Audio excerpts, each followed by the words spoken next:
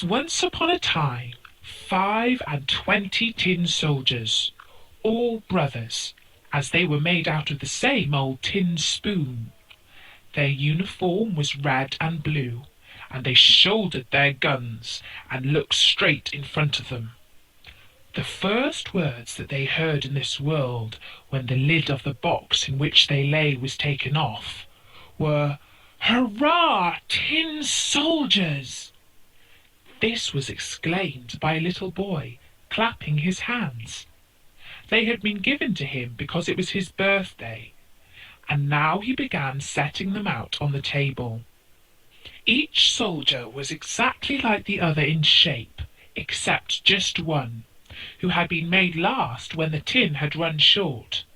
But there he stood as firmly on his one leg as the others did on two, and he is the one that became famous.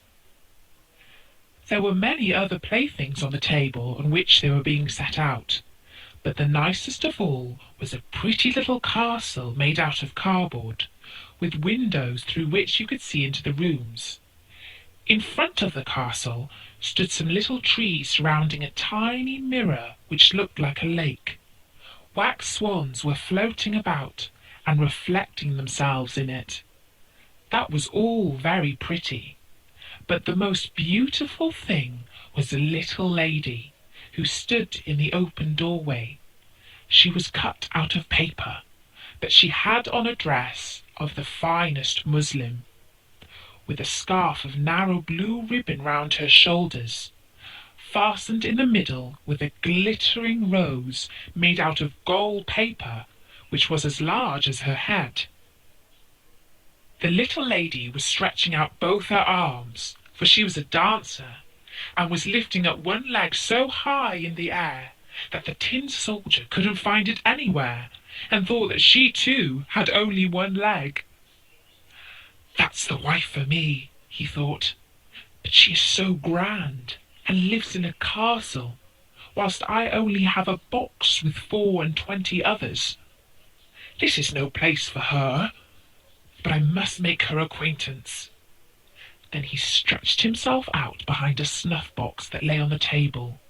From thence he could watch the dainty little lady, who continued to stand on one leg without losing her balance. When the night came, all the other tin soldiers went into their box, and the people of the house went to bed. Then the toys began to play at visiting, dancing and fighting. The tin soldiers rattled in their box, for they wanted to be out too, but they could not raise the lid. The nutcrackers played at leapfrog, and the chalk ran about the blackboard. There was such a noise that the canary woke up and began talking to them, in poetry too. The only two who did not stir from their places were the tin soldier and the little dancer. She remained on tiptoe, with both arms outstretched. He stood steadfastly on his one leg, never moving his eyes from her face. The clock struck 12, and crack! Off flew the lid of the spice box. But there were no spices inside, nor any hot curry powder, only a little imp. That was the beauty of it. Now an imp is a magical creature, a little like a fairy, only more naughty. "Hello, tin soldier," said the imp. "Don't look at things that aren't intended for the likes of you." She meant that he shouldn't look at the little dancer. But the tin soldier took no notice, and seemed not to hear. "Very well, wait till tomorrow," said the imp. When it was morning, and the children had got up, the tin soldier was put in the window, and whether it was the wind or the little imp, I don't know, but all at once the window flew open, and out fell the little tin soldier, head over heels, from the third-story window. That was a terrible fall, I can tell you. He landed on his head, with his leg in the air, his gun being wedged between two paving stones. The nursery maid and the little boy came down at once to look for him, but though they were so near him that they almost trod on him, they did not notice him. If the tin soldier had only called out, "Here I am," they must have found him, but he did not think it fitting for him to cry out, because he had on his uniform. Soon it began to drizzle, and the drops came faster, and there was a regular downpour. When it was over, two little street boys came along. "Just look," cried one. "Here is a tin soldier. He shall sail up and down in a boat." So they made a little boat out of newspaper, put the tin soldier in it, and made him sail up and down the gutter. Both the boys ran along beside him, clapping their hands. What great waves there were in the gutter, and what a swift current! The paper boat tossed up and down, and in the middle of the stream it went so quick that the tin soldier trembled. But he remained steadfast, showed no emotion, looked straight in front of him, shouldering his gun. All at once the boat passed under a long tunnel that was as dark as his box had been. "Where can I be coming now?" he wondered. "Oh dear, this is the imp's fault. If only the little lady was sitting beside me in the boat, it might be twice as dark for all I should care." Suddenly there came along a great water rat that lived in the tunnel. "Have you a passport?" asked the rat. "Out with your passport!" But the tin soldier was silent and grasped his gun more firmly. The boat sped on, and the rat behind it. Ugh, how he showed his teeth as he cried to the chips of wood and straw, "Hold him! Hold him! He has not paid the toll! He has not shown his passport!" But the current became swifter and stronger.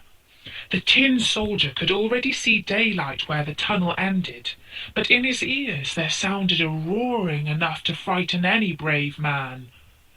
Only think!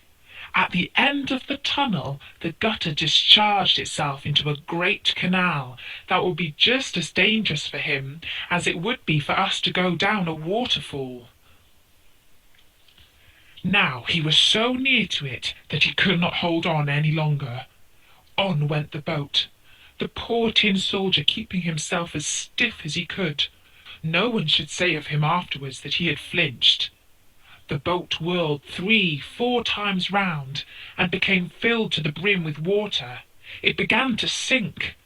The tin soldier was standing up to his neck in water, and deeper sank the boat, and softer grew the paper. Now the water was over his head. He was thinking of the pretty little dancer whose face he should never see again, and there sounded in his ears over and over again, "Forward, forward, soldier bold, death's before thee grim and cold." The paper came in two, and the soldier fell. But at that moment he was swallowed by a great fish. Oh, how dark it was inside, even darker than in the tunnel, and it was really very close quarters. But there the steadfast little tin soldier lay full length, shouldering his gun. Up and down swam the fish. Then he made the most dreadful contortions, and became suddenly quite still. Then it was as if a flash of lightning had passed through him. The daylight streamed in, and a voice exclaimed, "Why, here is the little tin soldier!"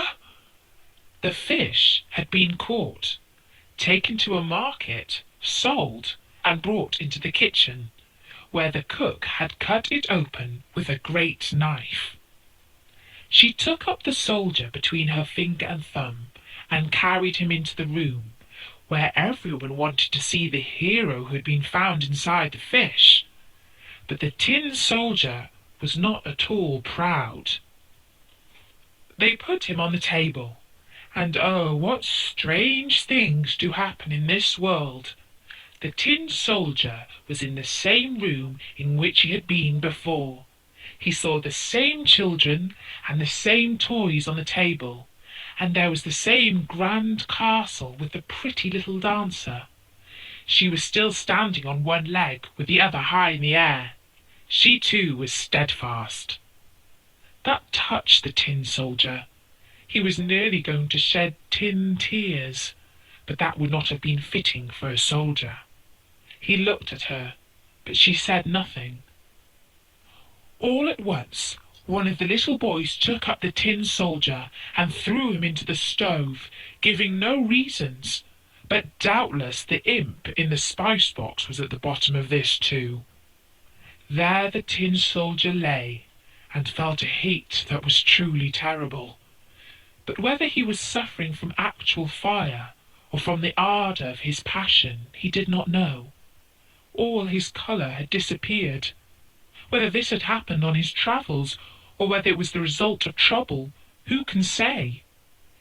He looked at the little lady, she looked at him, and he felt that he was melting.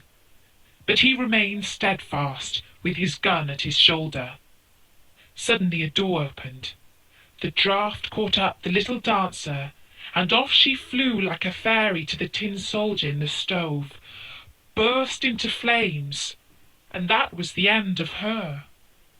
Then the tin soldier melted down into a little lump, and when next morning the maid was taking out the ashes, she found him in the shape of a heart. There was nothing left of the little dancer but her gilt rose, burnt as black as a cinder.